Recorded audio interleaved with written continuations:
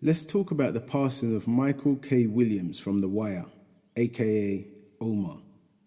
Let's also discuss the newly unearthed picture of England versus Germany in 1938, with both teams doing the Nazi salute.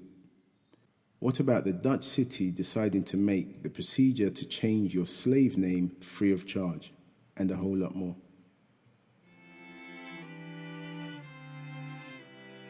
This is Pablo from Hackney, and this is Pablo's podcast. Thank you for choosing Pablo's podcast today. Welcome. The difference between those who succeed and fail is not taking advantage of opportunities. Eric Thomas. So, it's episode 73, Pablo's podcast, still sparking debate, and we're still in September. So what's coming up in September? Next weekend, coming Sunday, we've got St. Kitts and Nevis Independence Day. So there should be some big celebrations going on around the capital in relation to that. Obviously, they got their independence on the 19th of September in 1983. And then following that, a couple of days after that, you've got Belize Independence Day on the 21st of September, who also got their independence in September, but it was 1981.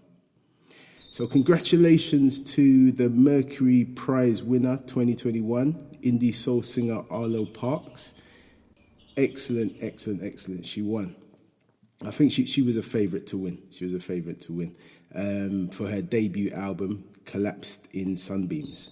So, yeah, looking forward to hearing that. Definitely looking forward to listening to that piece of art there.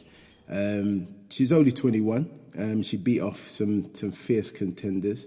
So, yeah, she got the £25,000 prize money. And I suppose the icing on the cake was the ceremony took place in Hammersmith, London, where she grew up. So that was just the cherry on top for her. So yeah, congratulations to Arlo Parks. Great stuff. I'll tell you what, this weather has been so strange. I mean, over the past the past week, obviously we've had some really hot days. And usually, I mean, I grow a lot of fruit and vegetables, etc. But usually, the strawberries are well and finished by September. And I am still picking strawberries in my garden. I can't believe it. In fact, there's even some flowering strawberries where, this is pre them even turning into the green strawberries before they go red. And I've got loads of those as well. So whoever is not aware that there is some sort of change going on with our climate, I'm seeing it in my garden, and I've been seeing it for a while. I think it was last year I didn't get any pears coming in my garden. This year we had some. I've noticed it because of my gardening and stuff. But yeah, very odd. But I don't complain about having more strawberries in September because it's my favourite fruit. But yeah, I just thought I'd add that. Heat wave and strawberries in September. Never seen nothing like it. I've been growing fruit and veg for the past 5 years, and I've never seen nothing like that happening in September. But yeah, so I thought I'd just add that. So, some sad news, and this kind of hit me different. Like, it hit me a little bit hard in a way. I don't know. Yeah, it hit me different, considering, I don't know this person, and, this person just is an actor.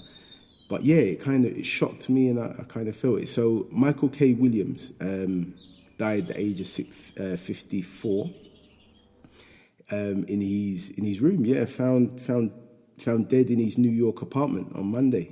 And yeah, when I was speaking to somebody, and the TV was on, and I saw it run across the bottom, and I couldn't even focus. I had to kind of look and double check what it was, and yeah, it's really sad. And I think, and to be fair, for me personally, that is only because of his. It's really not only, but it's because of the role that he played in The Wire. The Wire is my favourite show. I saw it. I watched it early.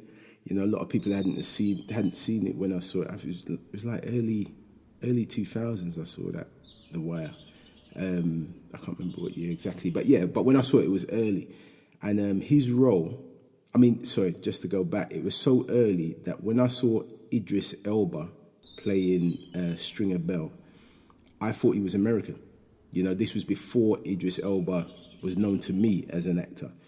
You know, this was before Luther and all of that stuff. But yeah, when I saw him, I thought he was an American actor, and I was shocked when he spoke and he was English. Actually from Hackney as well, apparently. But yeah. So from that show, where Michael K. Williams played Omar, that role, he played it so well. So well. And yeah, it was just a shock. It was just a shock. It's still nuts speaking about it now. But yeah, so he played. I mean, for those who haven't seen The Wire, you're lucky. I'm a bit jealous if you haven't seen The Wire, because you can go and buy that box set and you're going to have an amazing time watching it. And I'm probably going to go and watch it again. But if you haven't seen it before, you're in for a treat, definitely. And it's kind of a precursor to a lot of the stuff, the direction that the UK's gone to in regards to crime and street crime, etc. So yeah, it's based in Baltimore, etc. But yeah, but the point I'm making is the part that he played Omar, who was a gay streetwise robber of drug gangs. You know, used to rob the gangsters and stuff. But he played the role so perfectly. So yeah, it really touched me. But you know, there's other roles he's played since then that were really classic roles as well. Like he played Chalky White in Broadwalk Empire, another classic show that I really love as well. Hold that one up high. But he starred in many shows. He starred in Lovecraft Country, Night of Bessie, and When They See Us as well. I think he played the dad in When They See Us. So yeah, really sad. Really sad. But they said that he died from it's suspected. Sources say it's suspected he died from a drug overdose, but it hasn't been confirmed. But he has spoken openly about his struggles with drugs over the years. So yeah, that is part of his story. And I saw a really touching interview. I've seen a few touching interviews with him, to be fair, but there was a really touching one that comes to mind where he spoke about after playing The Wire, the lines got blurred and he started to lose himself in the character. So yeah, that was really interesting as well. But yeah, I mean, there'll be loads of stuff online in regards to him. But yeah, really sad, really sad. He was definitely promising to, you know, be an Oscar winner. I know he was nominated for, I think it was 3 Emmys. But yeah, I know he would have definitely got Oscars and Emmys and all kinds of things. So yeah, man, really sad. But he's got some new movies coming out in 2022. He's got one called Surrounded, and he's in another one called 892. So yeah, I'll be looking out for them. But yeah, my thoughts go out to his family and his friends, and yeah, it's really sad. But he's left a really powerful legacy. You know, he touched a lot of people with that role he played, or them roles he played, to be fair. So, congratulations to Emma Raducanu, rather. She won the US Open champ. She's the US Open champion. 18 years old, first British woman in 44 years to win a Grand Slam title. She didn't drop a set. Apparently, I haven't watched it yet. I can't wait to watch it because, by all accounts, it was an amazing game. And yeah, so yeah, and she also is the first qualifier to win a major title as well.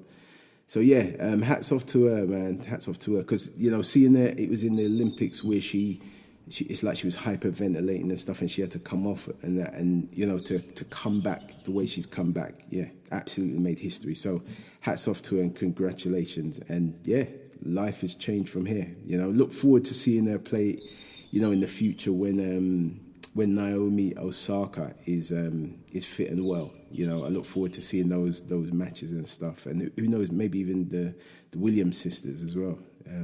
But yeah, no, hats off to her. Amazing stuff. So the shortages, the stock shortages, the threats about Christmas presents not going to be available, not being able to get water from the supermarkets and various other things. I've got to say the shortage of water has definitely been a thing for me, because there's a certain type of water that I buy, and I'm having to hunt high and low all over the place to get this water. So I've definitely seen some of the shortages for sure. And broccoli as well. Broccoli, strangely enough. I've had trouble buying broccoli. Should have grew some in my garden this year. I will be, definitely next year. Because they're now talking about the shortages could last up to 2 years. So it was the kind of Confederation of British Industry have said that, CBI. So yeah, and they're talking about it could harm UK's economy. And basically they're asking now that the government adopt more flexible policies in regards to immigration to help tackle the problem, because obviously we ain't got enough drivers to deliver the food back and forth with the whole Brexit thing. So I don't know if that's going to happen. I don't know how that would work, and I don't know how quick that will come around. But, if they're predicting things are going to be a little bit short, over the next 2 years, I think it's just about planning ahead, that's all. Human beings, we're very adaptable. I don't think we need to rush out there and stockpile and things like that. But you just need to, shop wisely. But, and yeah, just be mindful, be prepared.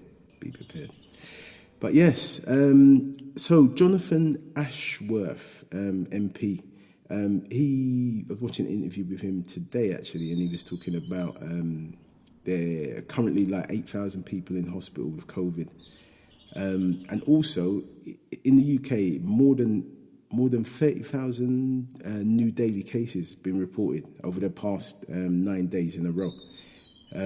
So yeah, the numbers of people in hospital are rising with the disease. Thank goodness, not near as many people are dying, which is great. But obviously, there are a lot of people in hospital, so a lot of people are still having to deal with it. And we haven't seen the outcome of the kids going back to school, university, the festivals, etc. They just had the wireless festival. Is it wireless? Yeah, wireless festival. So yeah, that just came to mind because I called my son and he was at the wireless festival. I didn't even know it was on. But yeah, I mean, with all of these things, to be fair, we haven't seen the outcome of that. I suppose, say July, August, September. I reckon around October, November, we'll know where we really stand. But yeah, so things are still, I mean, at the end of the day, I think because we've been speaking about it for so long, we're kind of getting numb to it. But, when you just think we are still actually in a global pandemic, just let that sink in a bit. We are still in a global pandemic. It seems a little bit surreal. I mean, when we first heard it, it was shock, horror, but now it's been going on for so long. When I move around and I go to various places, you wouldn't think we was in a global pandemic. The way our people are functioning now, very different to how it was at the beginning. But but should it be? Should we be functioning in exactly the way we were in 2019, or should it be a little bit curbed? It's right. I think it's for individuals to decide, I suppose. But yeah, it does baffle me a little bit, to be fair. But yeah, it is what it is. But some normality, a level of normality is definitely needed. Yeah, for sure. So yeah, but compulsory COVID and flu jabs for frontline NHS staff and care workers in England are being considered at the moment. So I'm not sure when they will come to their conclusion, but that's definitely on the cards for most people. I think most people, a lot of healthcare staff beyond the NHS staff, it's going to be checkmate, really. If it's compulsory, it's a pretty much, you do that or you find another job. But yeah, the unions and care organisations are pretty much saying that making it mandatory could lead to staff shortages, which is, that's going to have its implications as well. So, yeah, it's going to be interesting to see how that all pans out. But I have said at the moment, I think 88% of NHS staff have already received 2 COVID doses. But there are some specific trusts, NHS trusts, that haven't had so much of an uptake, maybe down to like 78%. So yeah, some people are still reluctant to take the jabs. So yeah, but at this time they've got a choice, but we'll see how long that will continue. But the Sajid Javid, Health Secretary, he has said that in regards to England's vaccine and vaccine passport, he said those plans have now been ditched. So the vaccine pass, this is in regards to the vaccine passport that we're talking about for entry into nightclubs and large events. So he's basically saying it's not going to go ahead. So yeah, some light for all those party goers who were reluctant to take the jab.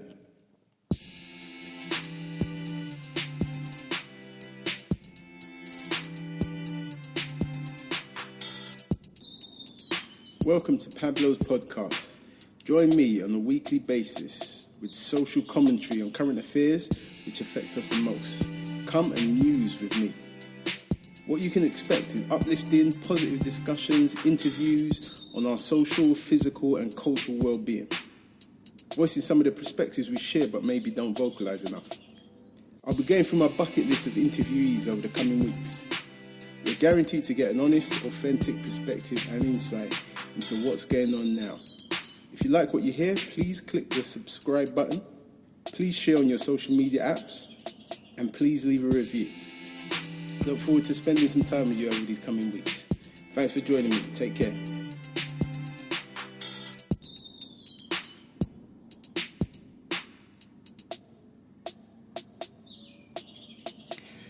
So sadly, we have had a couple of murders of young people over the past week.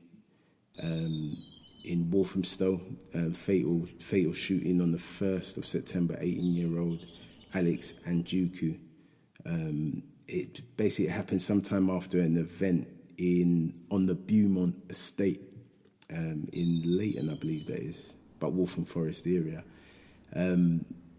Yeah, really sad. A 43-year-old man was arrested for murder, but has since been released on bail, so they're still investigating that. But my thoughts and prayers go out to Alex's family and friends and family. And also in Leicester, Adribim Mohammed, 18-year-old, was stabbed to death.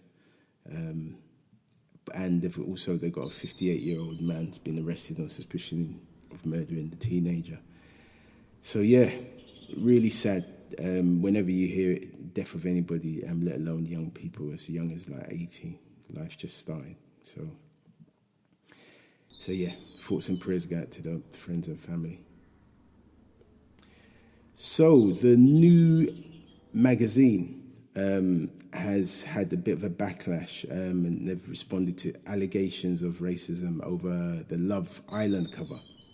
Now, I'm not really familiar with Love Island. I know everybody talks about it and whatnot, but it's not a show that I've watched yet. But I've seen the covers, etc. And yeah, it's just odd how these things happen. But yeah, so basically they've had the cover, and the cover's got the winners on there and the runners up as well.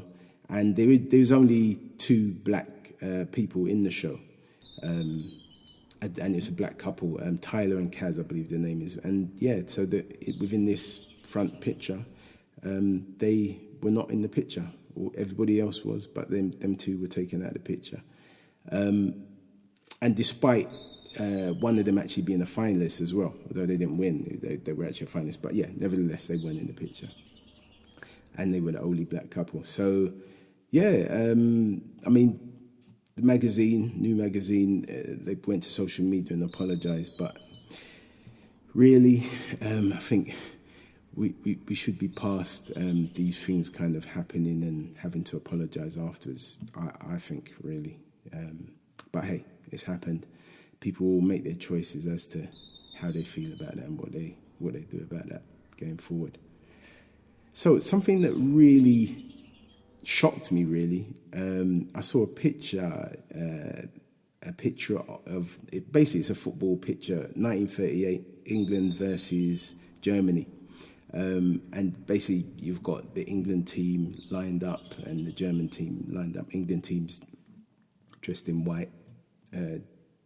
The German team dressed in black. Well, it looks black because it's a black and white photo. But yeah, it happened in Nazi in Germany, and they, both teams are doing the Nazi salute in this 1938 picture, which was really odd to see. Really odd to see. And it just made me think, I wonder if there was anybody in the stands that booed, as both teams did the Nazi salute. I doubt it, to be fair. It'd be interesting if there's any footage of it. That would be interesting, any sound footage to that. But yeah, and yeah, it just made me reflect on, obviously we're in 2021 now, and there's so many people that have got an issue with footballers taking the knee. And yeah, it's just interesting. It's ironic that this picture, because I think it's a picture that was long lost or recently exposed or whatever, but I think it's good that the picture has come about at this particular time. Very timely. And, very timely. So, yeah, it's definitely interesting. So, yeah, if you haven't seen it, have a look at it. I think there's a few articles about it now as well. So, yeah, have a look at that. But, yeah, very interesting picture. And ironically as well, like I said, very timely, because Rio and Anton Ferdinand were speaking at the Joint Parliamentary Committee seeking possible improvements to the government's draft on online safety bill. So very timely for some other reasons as well, which I'll speak about in a second. But yeah, very timely. So also interesting stuff across the waters in Europe, slave names. So basically around slave names. So descendants of African slaves have confirmed that they'll be changing their surnames after a Dutch city decided to make the procedure free of charge. So basically, prior to this new announcement, in English money it was £715 to change your slave name,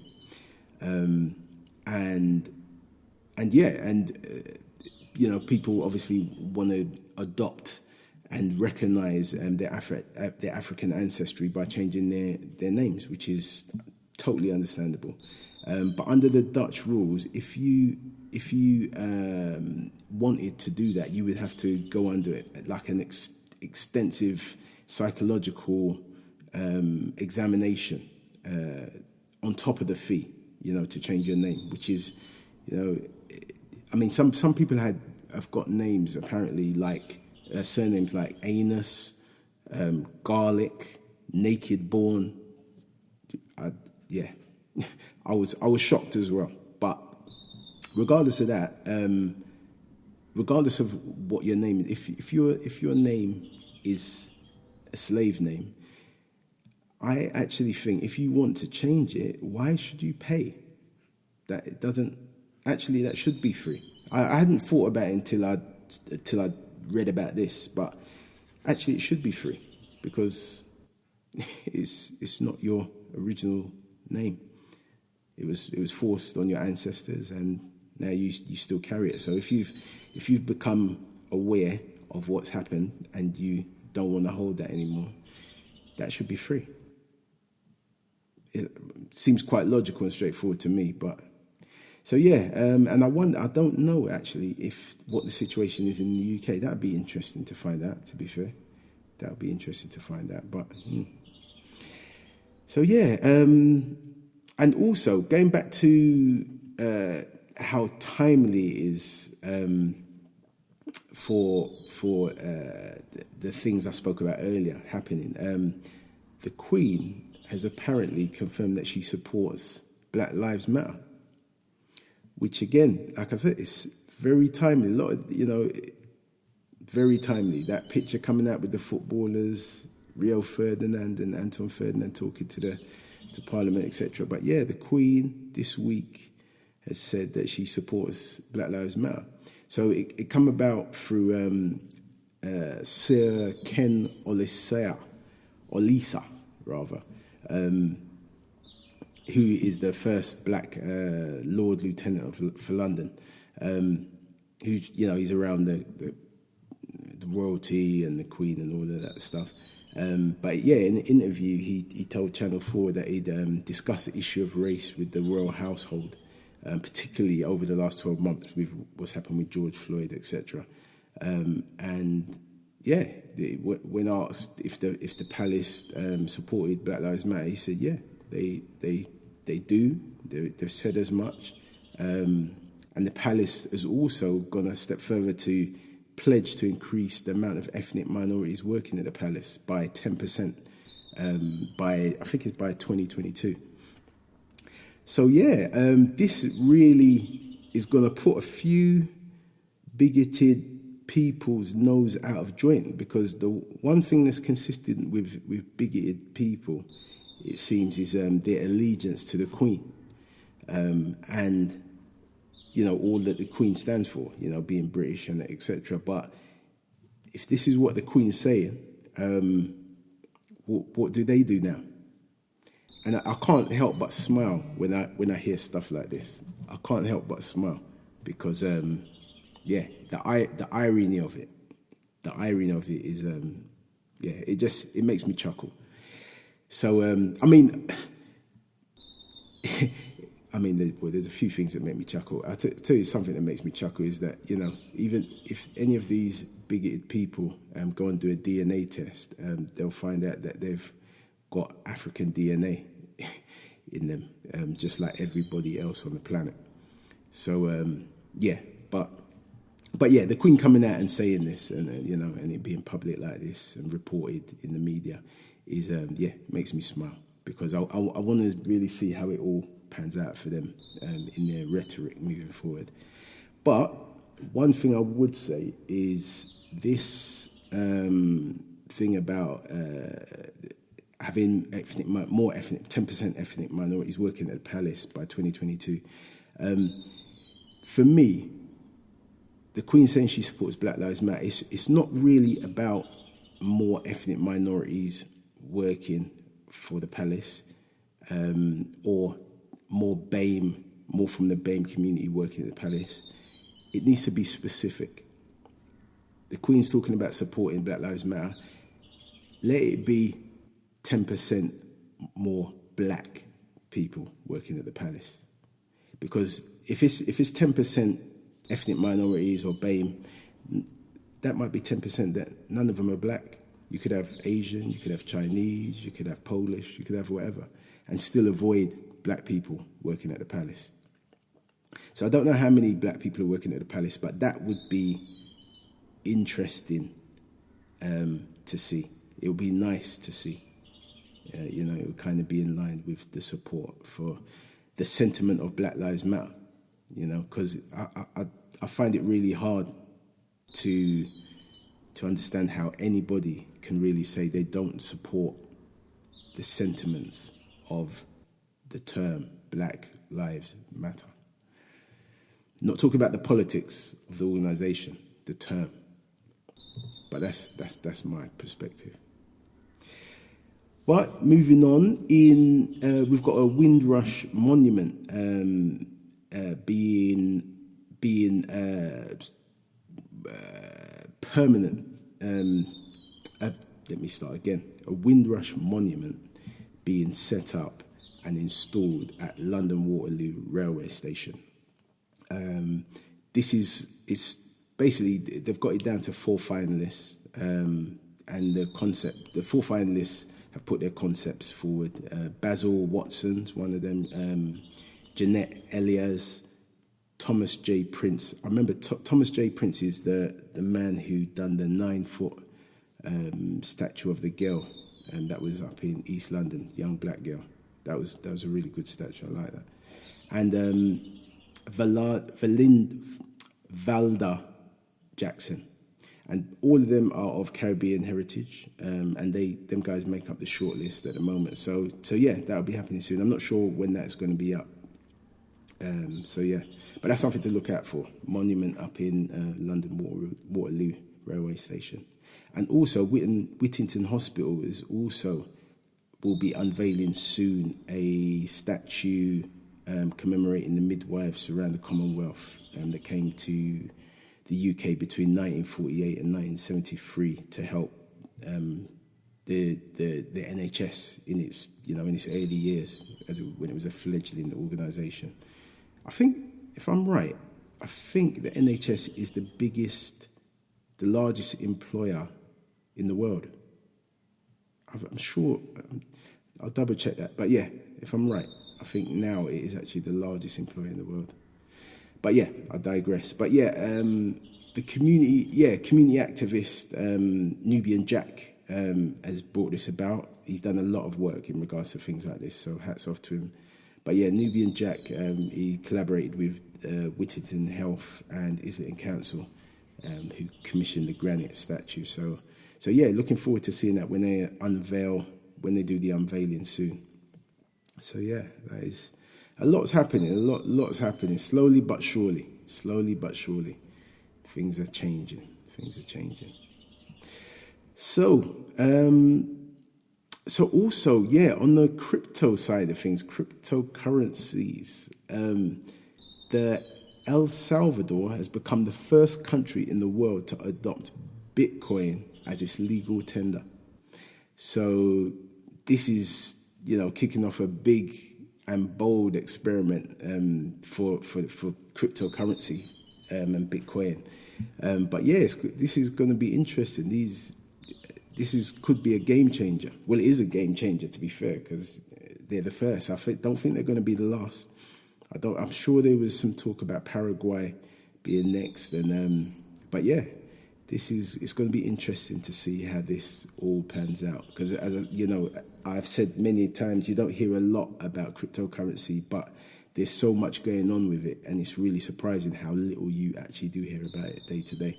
So yeah, interesting stuff. So something I watched last week was Imagine, and it was around Bernardini how do you pronounce her name? Avasito. Great author, prize-winning author, poet, spoken word. She's done it all. She's got some amazing stuff out there. But it was basically like a documentary about her life and talking about her African heritage. It was on BBC One, I believe, and I'm sure you can catch it on there. But yeah, she's of dual heritage. But one of the things that really stood out for me was how her dad was Nigerian, I believe. Yeah, he was Nigerian, but she knew nothing of his story. Although she grew up with him, he never really spoke about his story and stuff, and she only found it out in later years, well after he had passed, and kind of just tracked back and got some understanding about who she was and things like that. But yeah, just the dynamics of how it affected their family and the racism her family, her and her siblings had to deal with growing up. It's really fascinating, really good. I'd definitely recommend it. Really interesting story. But again, she's a great author, award-winning author, and she's done a lot and continues to do a lot. But yeah, really interesting person, really interesting. So yeah, that was what I absorbed over this last week. Really good. So look, we're kind of having an extended summer, making up for those lost summer days over the past year, and we're out of summer officially. But if you go outside, it's Sunday morning now. You go outside now, it's definitely summerish out there. So enjoy it while it lasts. Have fun, be safe. And do all the things that you need to do. Do all the things you need to do today. Don't put it off until tomorrow. Get it done today. Get the blood moving. I always talk about, doing physical stuff and, just getting the blood moving and enjoying, so continue doing that. So thank you again for choosing Pablo's podcast today, and hopefully you can join me on the next one. Until then, take care and be nice to each other. Thank you for listening to Pablo's podcast. I'm Pablo from Hackney, and you can catch me next week for more healthy discussion.